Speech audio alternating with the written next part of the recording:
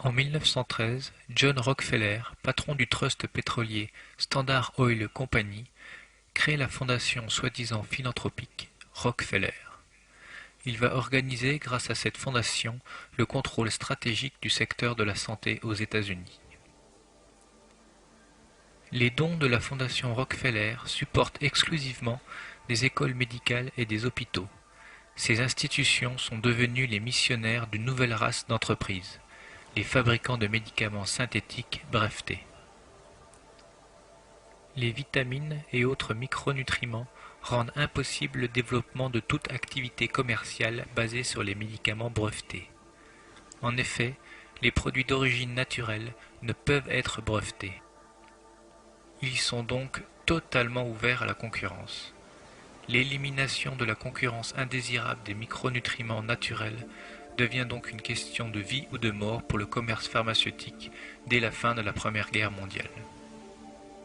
La fondation Rockefeller profite de l'épidémie de grippe espagnole de 1918 et utilise les médias pour lancer une chasse aux sorcières contre tous les médicaments qui échappent à ses brevets. Au cours des 15 prochaines années, toutes les écoles médicales des États-Unis et la plupart des hôpitaux deviennent des pions sur l'échiquier stratégique de Rockefeller pour mettre l'ensemble du secteur de la santé sous le monopole de ces entreprises pharmaceutiques.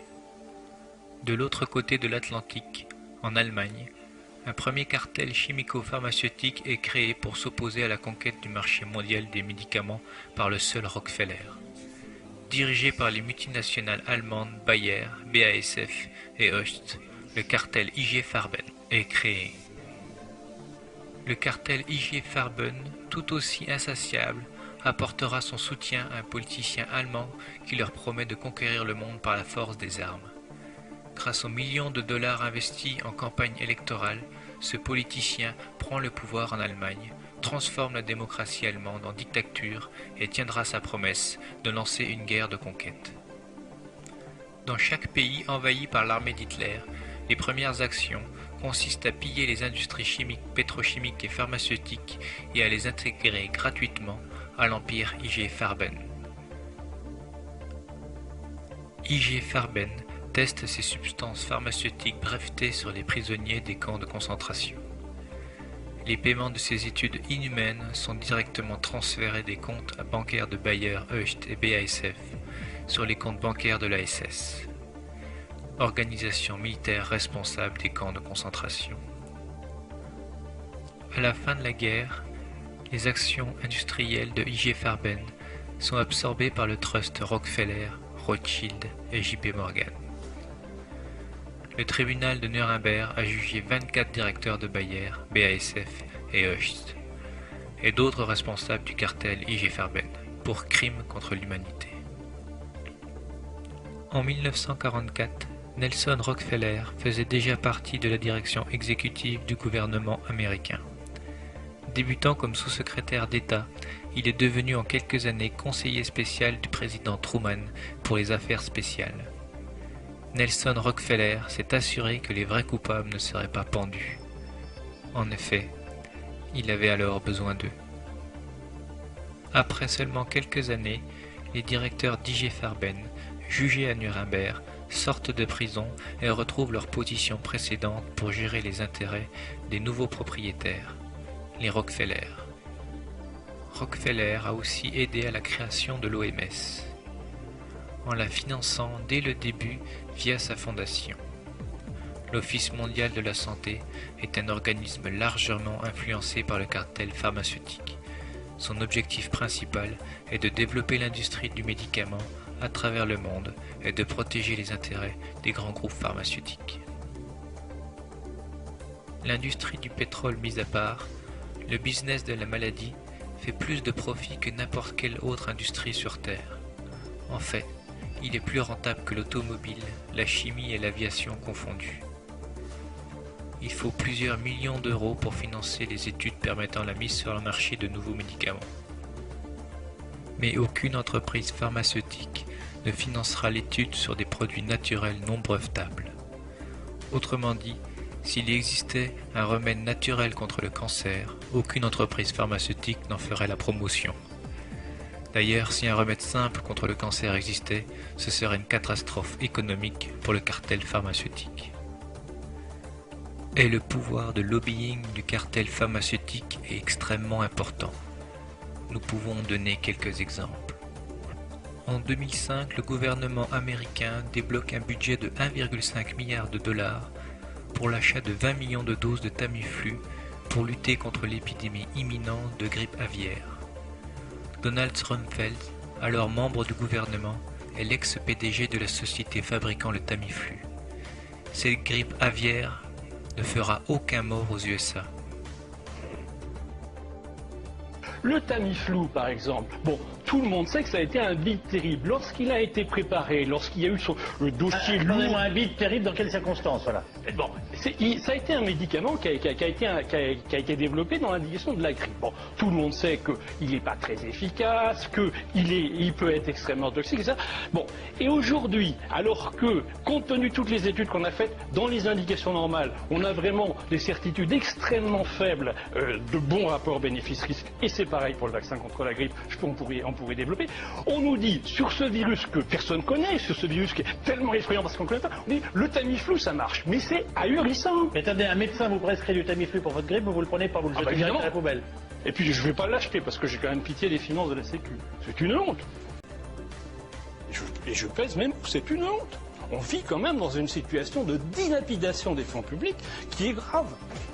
Un moyen communément admis pour être efficace afin d'éliminer une maladie est la vaccination.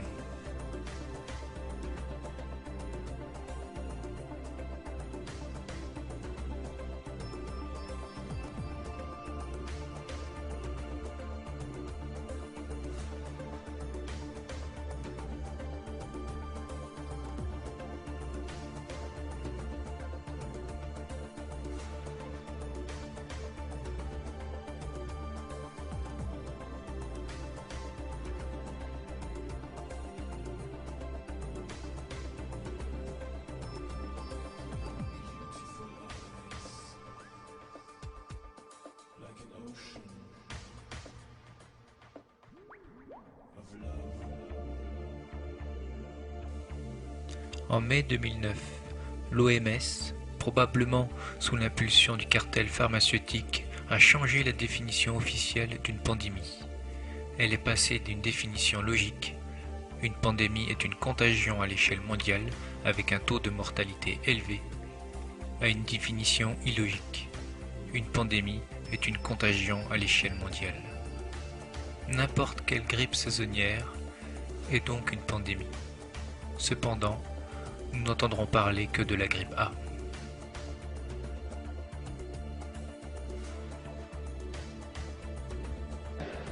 Sur 6 millions de personnes convoquées dans le cadre de cette campagne de vaccination, 1 million de Français se sont déjà fait vacciner. Ce sont des Français qui ont compris l'importance de se vacciner pour soi et l'importance de se vacciner pour protéger les autres. Et vous avez eu raison de signaler les formes extrêmement graves que peut revêtir cette épidémie de grippe A. Il y a par exemple 10 décès supplémentaires qui ont été enregistrés avec ces formes graves lors du dernier week-end. Alors cette campagne de vaccination s'est mise en place. C'est la plus grande opération de santé publique qui a été menée dans notre pays. Alors Marc Girard, est-ce qu'on cède à la panique ? Alors écoutez, avant de venir, j'avais un mot qui me traînait dans la tête, c'était circonvenir. Circonvenir. Et alors, qu'est-ce qu'on fait quand on a un mot comme ça? On se reporte au grand Robert. Alors, circonvenir, c'est agir sur quelqu'un avec ruse et artifice pour parvenir à ses fins, obtenir ce qu'on souhaite, par contre. Et le premier exemple donné par le Robert, c'est circonvenir ses juges. Et les renvoie, c'est tromper, abuser, emberlificoter, embobiner, emmitonner, endormir, entortiller. Alors j'espère que les auditeurs francophones me seront reconnaissants de cette petite leçon de français. Alors, ma remarque est simple, c'est que on cherche à circonvenir les juges. Alors on verra qui ça peut être. Alors quel est le but? Le but, il est là comme ailleurs, comme avec l'école, etc. D'entretenir une espèce de climat de dramatisation extravagant crédibilisant une menace terrible. J'aurais écouté la télé depuis 2 ans, je me serais fait vacciner 45 fois, grippe A, grippe X, grippe H1N1, des milliards de morts. Je vous rappelle que c'était sur vos chaînes. C'est un autre procès. Oui, mais c'était sur vos chaînes que vous l'annonciez, je suis désolé. Les gens, et c'était seulement sur Internet, qu'il y avait l'affichage du CV de Bachelot qui a fait un phénomène de revolving doors entre les lobbies pharmaceutiques et les postes ministériels. C'est-à-dire qu'ils travaillent 2 ans à tel poste et qu'ils reviennent et qu'ils se donnent des petits coups de pouce entre eux. En réalité, l'administration sanitaire nous donne l'exemple d'une violation quotidienne de la loi, et je vous en donne 2 exemples. Il y a une loi du Code de la santé publique de 2007 qui fait obligation à tout professionnel de santé qui s'exprime sur les ondes de faire état de ses liens d'intérêt. Cette loi est bafouée tous les jours. Tous les gens qu'on voit dire la grippe c'est très grave, etc. On connaît bien leurs liens d'intérêt. Bon, il le dit. Ce que vous êtes en train de nous dire, c'est qu'il y a des liens entre les laboratoires pharmaceutiques. Bien entendu. Et que ça arrange les labos pharmaceutiques. Bien entendu. Et à côté de quoi, d'autres mesures dont l'intérêt financier va beaucoup plus de soi, comme les vaccinations obligatoires. On ne va pas chipoter sur une vaccination obligatoire, sur une obligation de vaccination, si on en est au pays des droits de l'homme à contester des droits de la défense fondamentaux. Alors là, je dis aux magistrats, donc pour vous, très clairement, c'était des mesures liberticides. Pour le dire en français clair et sans le grand Robert, c'est du n'importe quoi selon vous. Il ne faut pas en arriver à ces extrêmes-là. Bien entendu. En cas de pandémie ou pas, il ne faut pas en arriver à cet extrême-là. Mais la grippe, c'est une pandémie tous les ans. On est en train de chipoter sur les mots. Alors, puis-je rappeler quand même que je suis co-auteur d'un des grands dictionnaires de médecine en français, qui est le dictionnaire Flammarion. Pandémie, c'est un terme très vague pour dire une épidémie qui s'étend à beaucoup de pays. C'est tout. C'est pas la peine de chipoter. La grippe, par définition, en quelque sorte, c'est une pandémie. Tous les indicateurs objectivement interprétés laissent penser que cette grippe-là, elle est moins grave que les grippes saisonnières. Et je l'ai appris hier soir assez dans l'air en discutant avec un alarmiste en face de moi, elle est probablement moins fréquente. Alors pourquoi on nous emmerde, pour le dire en français clair ? Cette grippe-là, elle est moins dangereuse. Bon, si on s'en tient par exemple aux chiffres de l'Institut de veille sanitaire, pour chaque grippe saisonnière, on a entre 1500 et 500 décès. Mon voisin de droite a parlé tout à l'heure de l'Australie, nous avons les chiffres. Eux, ils ont terminé leur épidémie, donc ils peuvent faire des bilans. Bon, en Australie, si on rapporte, il y a à peu près le tiers de la population française, donc si c'était une grippe normale, on aurait compté entre 500 et 1700 décès. Eh bien, ils en ont eu, la saison est finie, 186. C'est-à-dire beaucoup moins 186. Donc si vous voulez, encore une fois, les Français pensent comme moi, bien sûr qu'il va y avoir des décès, mais est-ce qu'il y en a plus que d'habitude? La réponse est non, et alors par conséquent, à qui profite tout cet alarmisme? Alors, on va poser la question, mais je voudrais qu'on revienne en images maintenant sur cette mobilisation dans les... Baxter, que vous connaissez, a mélangé au mois, je ne me souviens plus maintenant si c'était en février ou mars, février-mars, a mélangé le virus de la grippe aviaire H5N1 avec une souche de virus de la grippe humaine H3N2. Par accident. J'ai parlé avec des biologistes qui m'ont dit que c'est strictement impossible parce que les mesures de sécurité dans des laboratoires de biologie sont telles qu'il est impossible d'avoir ce genre d'accident. Impossible, sauf si c'est fait exprès. Et puis, ils ont envoyé 72 kilos de matériel contaminé à 16 laboratoires dans 4 pays, dont l'Autriche et la Tchéquie. La Tchéquie, c'est à côté de l'Autriche, en Europe. Et un laborantin en Tchéquie, plus consciencieux que les autres, et qui n'avait pas peur pour ses fesses, s'est rendu compte que quand il injectait le mélange venant de chez Baxter, tous ses furets mouraient. Tous. Il l'a signalé à ses supérieurs qui lui ont dit de ne rien dire. Donc il a informé la presse nationale, personne n'a voulu le relayer. Et finalement, il l'a dit à un journaliste local, qui lui n'avait pas peur pour ses fesses non plus, et qui l'a écrit dans le petit journal local. Le hasard a fait qu'une dame, qui s'appelle Jane Burgermeister, on peut l'applaudir, journaliste d'investigation, le hasard faisait qu'elle habitait justement le petit patelin où cet article est sorti dans le journal local. Et elle a commencé à faire son enquête. Et aujourd'hui, elle traîne devant les tribunaux l'OMS en cours, le CDC, le Center of Disease Control, Barack Obama, la banque Rockefeller, la banque Rothschild, etc.